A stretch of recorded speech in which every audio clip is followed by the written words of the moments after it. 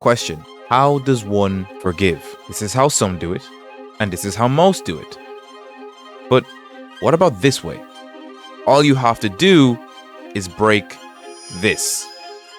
The cycle of hatred is a trope responsible for some of your favorite character interactions. Recognize any?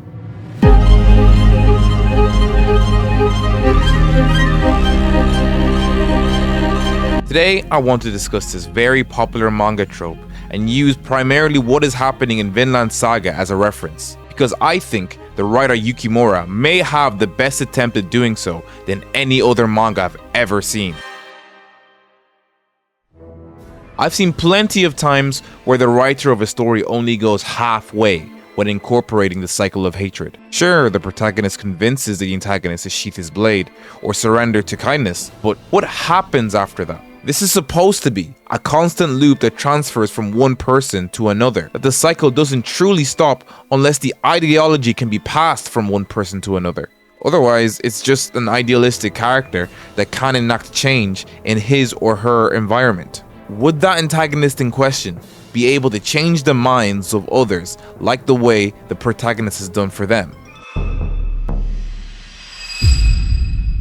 Enter Hild. Hild's character is a direct plot device to test Thorfinn's pacifist ideals on. Her actions alone can ruin or complete the story of Vinland Saga. Hild's story gives us the first major key to breaking it, which is giving it time. He wants Thorfinn to be this evil murderer she remembers him to be so much, but this current him always tries his best to choose the non-violent route. With time, she sees Thorfinn's ideals are righteous and true. By respecting and admiring the work and effort the attacker does to amend things, it becomes harder to justify your own revenge because you yourself have to justify satisfying your own revenge over the good and betterment of others. Hild doesn't share the same grace towards those who try to hurt others. She's willing to resort to violent measures in order to maintain peace, and thus could be the spark into a violent and very bloody war. Despite her truest intentions of wanting to protect her loved ones, she will without a doubt be robbing others of their loved ones, just like Thorfinn had done to her many years ago. She'd be allowing the cycle to consume her whole. And that brings a second key factor. You need to let go of your ego. See the bigger picture in the situation. Sure, enacting revenge might relieve you of short-term pain and anger, but what repercussions does it have for those who are affected? It's even hypocritical for Hild to retaliate because she knows firsthand what kind of innocence that will in some way be tainted.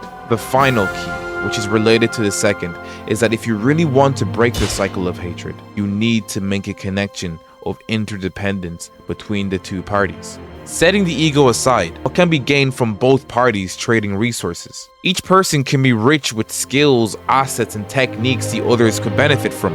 This factor is a lot more grounded than the other two. Even the most war-hungry warriors can rationalize peace if it means they can benefit from it. In theory, Hild could connect with the elder who has a deep respect and admiration for the nature, just like she does. So many things can be gained if she just looked hard enough. And eventually, the clear lines between social circles could blur. He would no longer be able to see the clear line between her tribe and theirs anymore, as people's beliefs and cultures are integrated through a mutual benefit like trading. Knowing all these things, will Hild continue this cycle of hatred? It's not as easy as recognizing it. It would be a constant mental battle.